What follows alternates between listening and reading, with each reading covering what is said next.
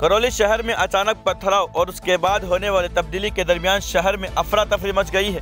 दुकानदार दुकानें बंद करके घरों की तरफ भाग गए। इसके बाद जिला कलेक्टर और पुलिस सुपरिटेंडेंट ने मोर्चा संभालते हुए पुलिस फोर्स तैनात कर दी है।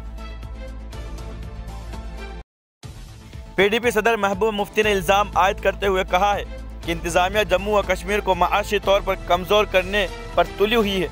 उन्होंने मजीद कहा है कि यूटी इंतजामिया जम्मू व कश्मीर को बाहर के सरमायाकारों में फरोख्त कर रही है।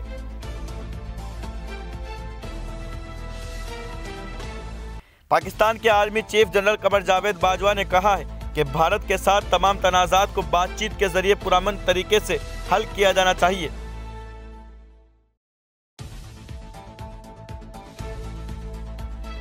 हॉलीवुड के मारूफ अदाकार विल स्मिथ ने गुज़िश्ता रोज क्रिस रॉक को ऑस्कर तकरीब के दौरान थप्पड़ मारा था। इसके बाद अदाकार विल स्मिथ ने मोशन पिक्चर अकेडमी से इस्तीफा दे दिया है।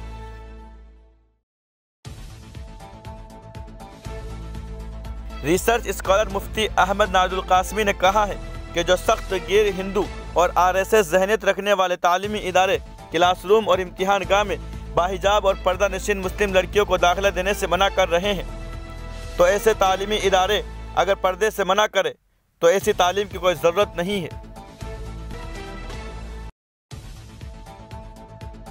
31 मार्च 1981 को साबिक वज़ीर आज़म इंदिरा गांधी ने उर्दू की तरवीज और तरक्की के लिए दिल्ली उर्दू अकेडमी कायम करने का ऐलान किया था।